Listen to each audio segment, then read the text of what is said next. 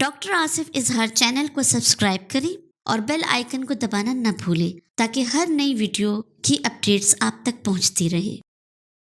औज़ुबिल्लाहि मिनश्शैतानिर्रजीम बिस्मिल्लाहिर्रहमानिर्रहीम। आजकल गर्मी का मौसम चला हुआ है और बहुत से लोग जो हैं उनको बहुत ज़्यादा पसीने आते हैं, यानी स्वेटिंग बहुत ज़्यादा होती है। लेकिन कुछ लोग ऐसे होते हैं जिनको नॉर्मल हालात में भी उनको बहुत ज़्यादा पसीने आ जाते हैं और अक्सर औकात देखा गया है कि बहुत से लोग जब खाना खाने बैठते हैं या इवन सर्दी का भी मौसम हो तो उनके बदन से जो है पसीना ज़्यादा आता है। अब इसकी वजूहात क्या हैं, इसका इलाज कैसे किया जाए, इसका सद्देबाब कैसे किया जाए, इस बारे में मैं आज आपसे बात करने लगा हूँ। यकीनन आपने चैनल को सब्सक्राइब कर लिया होगा और ये वीडियो जो है ज़्यादा से ज़्यादा लोगों को पहुँचाएं ताकि ज़्यादा से ज़्यादा लोग ये मालूमात हासिल कर सकें। ख़वातीन हज़रात, अल्लाह ताला ने बदन का टेम्परेचर रेगुलेट करने के लिए मुख्तलिफ निज़ाम रखे हुए हैं, जिसमें खून की गर्दिश, आपके हार्ट बीट और इस तरह जो है तो रगों का जो आपके जिस्मानी रगे हैं, जो स्किन में हैं, बैरूनी रगे हैं, उनमें जो है तो डायलेशन और कंस्ट्रिक्शन, इससे जो है तो आपका बॉडी टेम्परेचर कंट्रोल होता है और रेगुलेट होता है। जब कभी बाहर का टेम्परेचर बहुत ज़्यादा हो, जब आपकी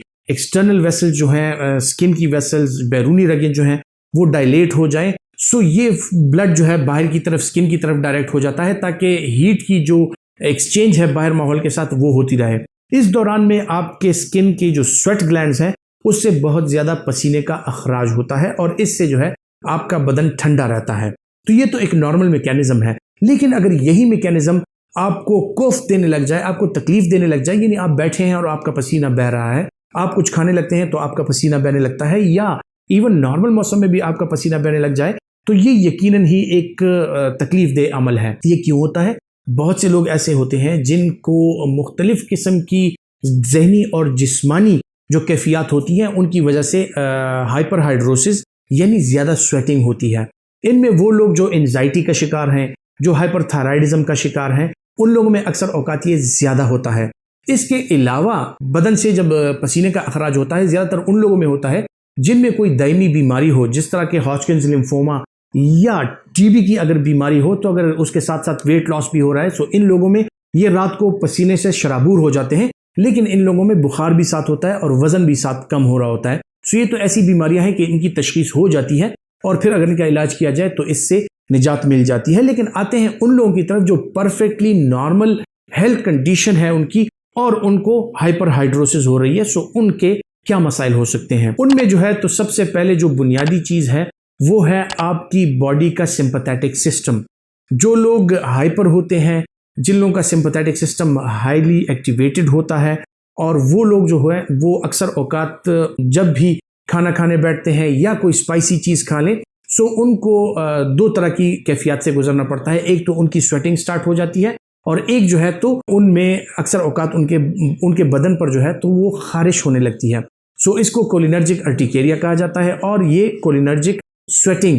होती है जो कि इनसे जारी हो जाती है, और जब तक वो खाते रहते हैं या कोई स्पाइसी चीज़ होती है उनका पसीना बहता रहता है। इसी तरह कुछ लोग परफेक्टली नॉर्मल होते हैं लेकिन उनका मेटाबॉलिक रेट भी तेज़ होता है और उनका जो है तो पसीना ज़्यादा बहता रहता है, जो कि अक्सर औकात नॉर्मल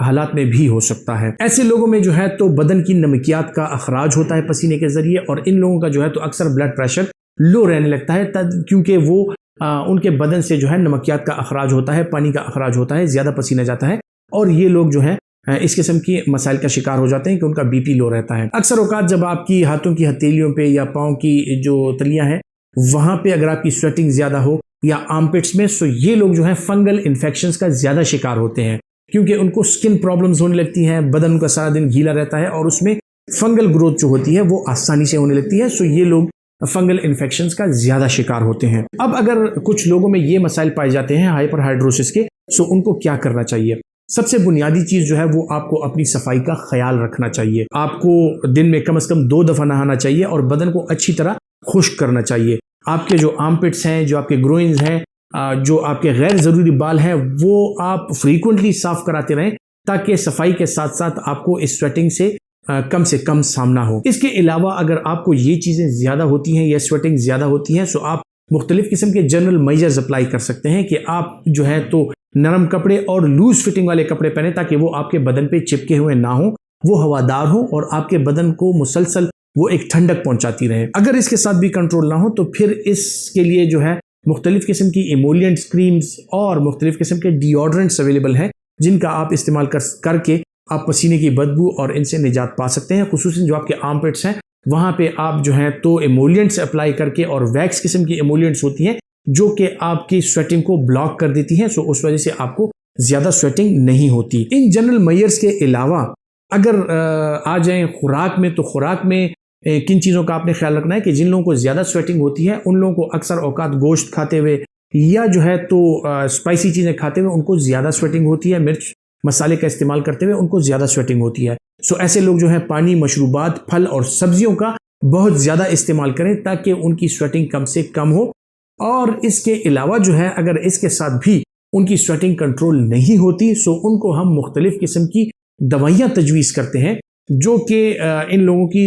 बदन में जो स्वेट ग्लैंड्स हैं उस पे असरअंदाज होकर और आपकी स्वेट की प्रोडक्शंस को कम कर देती हैं। ऐसे लोगों को हम एंटीकोलिनर्जिक दवाइयाँ देते हैं। एंटीकोलिनर्जिक दवाइयों से ये होता है कि आपकी बदन की रतूबतें अक्सर खुश्क हो जाती हैं, लेकिन उनका एक कॉमन साइड इफेक्ट ये है कि उनके साथ आपको गनूदगी हो सकती है, उनके साथ आपको शदीद किस्म का कब्ज हो सकता है, और उसके साथ जो है तो आपका मुंह खुश्क होने की जो अलामात होती हैं या आंखें खुश्क होने की अलामात जो होती हैं वो बढ़ जाती हैं। सो अक्सर औकात कोशिश यही की जाती है कि अगर कुछ लोगों को ये मसाइल बहुत ज़्यादा नहीं है तो उनको हम एंटीकोलिनर्जिक दवाइयों से दूर रखें और जो जनरल मेजर्स हैं उनका सहारा लेके उनकी स्वेटिंग का इलाज किया जाए। लेकिन अगर मजबूरी हो और इस स्वेटिंग की वजह से उनकी ज़िंदगी मुतासिर हो रही है, उनकी स्किन मुतासिर हो रही है, तो हम जो है तो एंटीकोलिनर्जिक दवाइयों का इस्तेमाल भी करा सकते हैं जो कि हाईली इफेक्टिव है। ख़वातीन और हज़रात, जिस तरह मैंने कहा कि सफाई सुथराई का ख्याल रख के आप इन मसाइल से छुटकारा पा सकते हैं। सो आजकल गर्मी का मौसम है, दिन में कम से कम 2 दफ़ा नहाइए, बदन को खुश्क रखिए, कपड़े जल्द से जल्द चेंज कीजिए और खुले और हवादार और नरम कपड़ों का इंतखाब कीजिए और उन्हें इस्तेमाल कीजिए ताकि आपको ये हाइपरहाइड्रोसिस और ज़्यादा स्वेटिंग के जो इश्यूज़ हैं इनसे निजात मिल सके। उम्मीद करता हूँ कि ये बातें आपके लिए फ़ायदेमंद साबित होंगी और आप ये बातें जो हैं अपने दोस्तों तक और फैमिली तक पहुँचाएंगे ताकि उनको भी फ़ायदा हासिल होता रहे। अपना बहुत सा ख्याल रखिएगा। अल्लाह हाफिज़।